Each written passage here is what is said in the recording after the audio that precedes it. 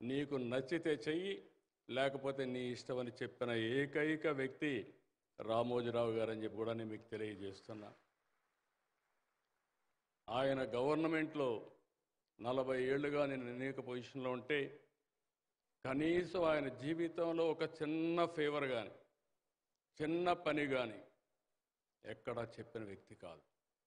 రెండోది, మాలాంటి రాజకీయాలు నేను సీఎంగా 9 సంవత్సరాలున్నా ఒక్క జర్నలిస్ట్ని కూడా ట్రాన్స్ఫర్ చేయమని కానీ ఈ పని చేయమని కానీ మొదటి రోజే ఆయన కండిషన్ పెట్టేవాడు.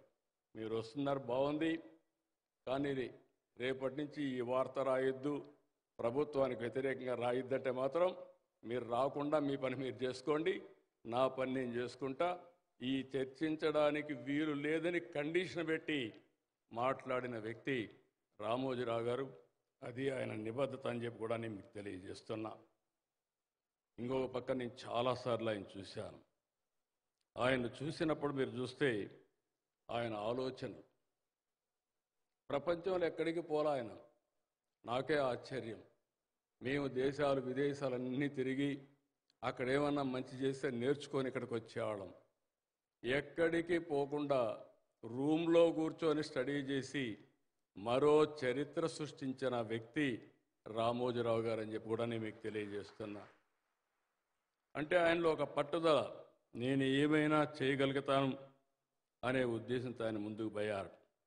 ఇంకొక పక్క మనం చూస్తే 4 దశాబ్దాలుగా నాకుండే అనుభవాలే కాకుండా ఇంకొక పక్కన ఒక స్ఫూర్తినిచ్చేవాడు. ఆయన దగ్గర ఒక గంట 2 గంటలు మాట్లాడితే అనేక విషయాల్లో ఒక స్పష్టత వచ్చేది, ఒక స్ఫూర్తి వచ్చేది. అక్కడి నుంచి ఇంకా బాగా పనిచేయాలనే పట్టుదలతో ముందుకు పోయామని చెప్పి కూడా నేను మీకు తెలియజేస్తున్నా. ఆయన ఒకటే ఆలోచించేవారు, మంచి సమాజం ఉండాలి, విలువలతో కూడిన రాజకీయాలు ఉండాలి, వ్యాపారాలు కూడా విలువలతో చేయాలని చెప్పి 24 గంటలు ఆలోచించి ముందుకు పోయారు.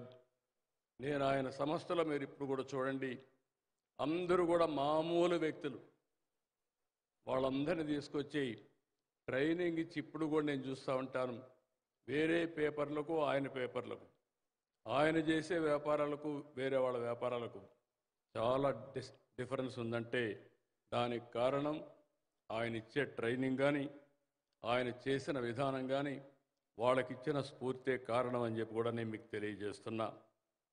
ఇంకొక పక్కన మనందరం చూస్తే ఈరోజు రామోజీరావు గారు లాంటి వాళ్ళు ఒక 10 మంది ఉంటే సమాజాన్ని మొత్తం మార్చే ఆలోచనలు ఉన్నాయి. ఆ విధంగా మనం కూడా స్ఫూర్తిదాయకంగా తీసుకొని మనం ముందుకు పోవాల్సిన అవసరం ఉంది. ఆయన ఆలోచనలు చూస్తే 50 సంవత్సరాల తర్వాత ఏం చేయాలనో ఈరోజు ఆలోచించే వ్యక్తి.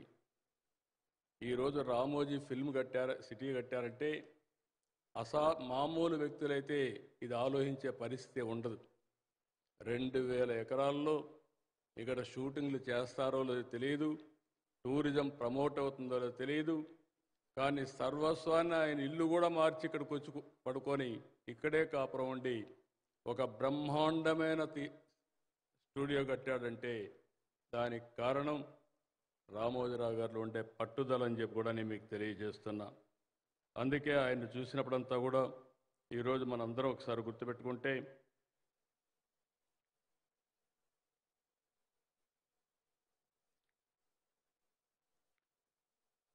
నేను ఆయనలో చూసింది ధైర్యం, దూరదృష్టి, పట్టుదల.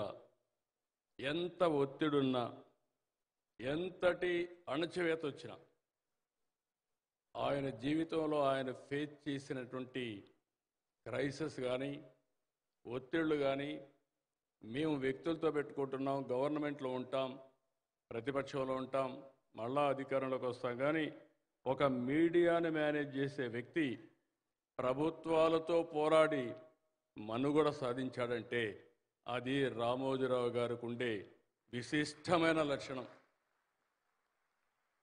అది కేంద్రం కావచ్చు, రాష్ట్రం కావచ్చు, లేకపోతే నమ్మిన వ్యక్తి కావచ్చు. నేను చాలాసార్లు చూశాను. ఆయన ఒకటే చెప్పేవాడు, మీరు మంచి చేస్తే మీతో నేనుంటా. మీరు కానీ ప్రజలకు కానీ చెడు చేసే పరిస్థితి వస్తే ఏ విధంగా అయితే బట్టల ఉతికినట్టు మిమ్మల్ని ఉతికి ఆరేస్తానని చెప్పి చేసేవాడని చెప్పి కూడా నేను మీకు తెలియజేస్తున్నా. అలాంటి మహనీయుడి యొక్క విలువలతో ఈరోజు ఫ్యామిలీ మెంబర్స్కి ఒకటే కోరుతున్నా. ఇప్పుడే వెంకయ్య నాయుడు గారు చెప్పారు లెగసీలు. లెగసీస్ ఏముండవు, వారసత్వాలు ఎవరికీ ఉండవు. పెద్ద పెద్ద లెగసీస్ అన్నీ, ఎంపైర్స్ అన్నీ కొలాప్స్ అయిపోతున్నాయి. ఎకనామిక్ ఎంపైర్స్ కూడా కొలాప్స్ అవుతున్నాయి. కానీ ఆయన సృష్టించినటువంటి వ్యవస్థ విలువలతో కూడిందే కాకుండా సమర్థత, ఇంకొక పక్కన అన్నింటికంటే ఆయన పెట్టిన పెట్టుబడి చూస్తే మనుషులపైన పెట్టుబడి పెట్టాడు. చాలా పేపర్లు చూస్తూ ఉంటాను నేను. రామోజీరావు గారి ఈనాడు పేపరు ఒక యూనివర్సిటీ. ఇక్కడ పనిచేసిన వాళ్ళే దేశంలో అన్ని పేపర్లకు వెళ్ళే పరిస్థితికి వచ్చారు. ఎవరిని మాట్లాడినా ఎక్కడ పనిచేశారంటే రామోజీరావు గారు పెట్టినటువంటి జర్నలిజం స్కూల్లో చదువుకున్నాం, అక్కడ పనిచేశామని చెప్పే పరిస్థితికి వచ్చారు. అలాంటి ఇన్స్టిట్యూషన్ని తయారు చేశారు. ఇప్పుడు మీ మీద ఒక గురుతరమైన బాధ్యత ఉంది. ఆయన లేడు కానీ ఆ స్ఫూర్తి మీ దగ్గర ఉంది. ఇక్కడే ఆయన ఉన్నాడు. ఒక శక్తివంతమైన ప్రభావం చూపిస్తూ మనకు స్ఫూర్తినిచ్చే విలువలు వదిలిపెట్టి వెళ్ళాడు. నాకు ఏమాత్రం మానలేదు మిమ్మల్ని చూసినప్పుడు. ఆ రోజు రామోజీరావు గారు ఉన్నప్పుడు ఏ స్టాండర్డ్తో కండక్ట్ చేశాడో దానికంటే మెరుగైన స్టాండర్డ్స్తో ఈరోజు మీరు ఈ మీటింగ్ కండక్ట్ చేశారు. దీనికి మనస్ఫూర్తిగా అభినందనలు. అదే సమయంలో ఆయనకు నిజమైన నివాళి మనం అందరం కూడా ఆయన మెచ్చిన విషయాల్ని ముందుకు తీసుకుపోతే అది సాధ్యం. నాలాంటి వారికి ఆయన ఇచ్చినటువంటి స్ఫూర్తి ప్రజలకు మంచి చేయమని, మీకు కూడా ఆయన ఇచ్చిన ఆయుధం పేపర్, టీవీలు, ప్రజల పక్షాన నిలబడి పోరాడమని చెప్పి మనందరినీ స్ఫూర్తితో ముందుకు పంపించిన వ్యక్తి. ఆ స్ఫూర్తి ఎప్పుడూ ఉంటుంది. నాకైతే నా జీవితంలో ఎప్పుడూ మర్చిపోను. ఏ కష్టం వచ్చినా ఒక్కసారి రామోజీరావు గారు